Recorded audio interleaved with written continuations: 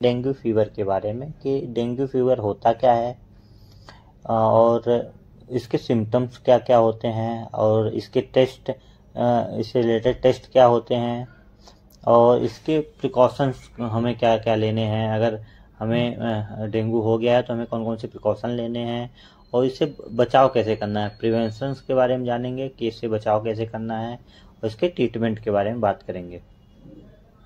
अब हम बात करेंगे डेंगू के बारे में। डेंगू एडीज मच्छर के काटने से फैलता है और यह बारिश के मौसम में ज़्यादा डेंगू फीवर जो है आपको बारिश के मौसम में ज़्यादा देखने को मिलता है।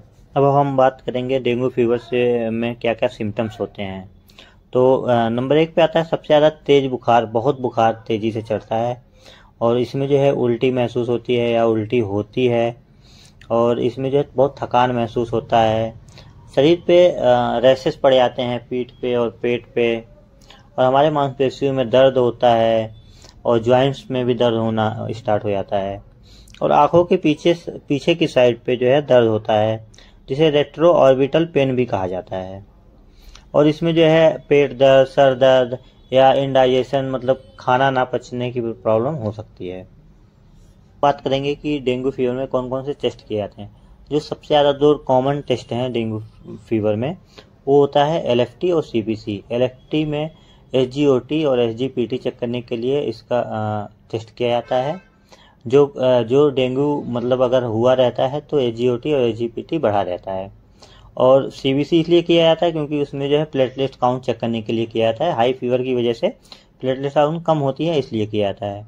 इसके अलावा डेंगू के कंफर्मेशन के लिए 2 टेस्ट और किए जाते हैं। जब अगर इन एलएफटी और सीबीसी में पॉजिटिव आ रहा है तो हम 2 टेस्ट और किया जाता है जो उनके कंफर्मेशन के लिए होता है डेंगू के।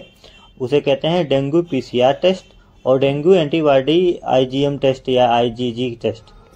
अब हम बात करेंगे कि जो है डेंगू से बचाव कैसे करें, कैसे बच सकते हैं हम कि हमें डेंगू ना हो। तो सबसे जो प्राइमरी ये है कि हमें ये देखना है कि हमारे आसपास कहीं पानी इकट्ठा ना हो रहा हो, बारिश का पानी जिसमें जो है मच्छर की ब्रीडिंग ना हो रही हो। अगर ऐसे कहीं पे है इकट्ठा पानी है तो उसमें हम केरोसिन ऑयल डाल के उनकी ब्रीडिंग को समाप्त कर सकते हैं। और हम नियमित तौर पे मच्छरदानी का प्रयोग करें और मॉस्किटो रिपेलेंट जेल का यूज करें या मॉस्किटो रैकेट का यूज करें। अब हम बात करेंगे कि जो है अगर हमें डेंगू फीवर हो गया है तो हमें क्या क्या सावधानियां रखनी चाहिए, क्या क्या प्रिकॉशन रखने चाहिए। तो सबसे ज़्यादा जो प्रिकॉशन हमारा ये है कि हमें कंप्लीट बेड रेस्ट पे जाना चाहिए, हमें कम से कम चलना चाहिए, नहीं तो हमें जो है आराम करना चाहिए। और बुखार जो है बुखार को चढ़ने नहीं देना चाहिए कि जो है बुखार जो है हमें टाइम टाइम पे दवाई लेनी चाहिए जिससे बुखार ना चढ़े, क्योंकि अगर बुखार चढ़ेगा तो प्लेटलेट्स आपका डाउन होगा। और जो है डेंगू में हमारा डाइजेस्टिव सिस्टम भी कमज़ोर हो जाता है तो हम हल्का भोजन हमें करना चाहिए जो हमारी बॉडी इजीली डाइजेस्ट कर सके।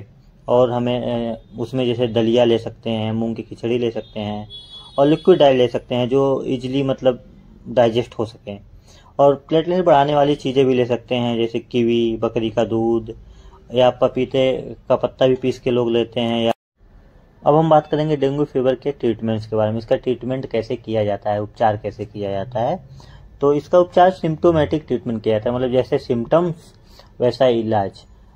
जैसे अगर हमें फीवर बार बार फीवर चढ़ रहा है, हाई फीवर हो रहा है तो डोलो 650 mg दिन में 3 बार दिया जाता है या प्रत्येक 6 घंटे पे दे सकते हैं डोलो 650 mg।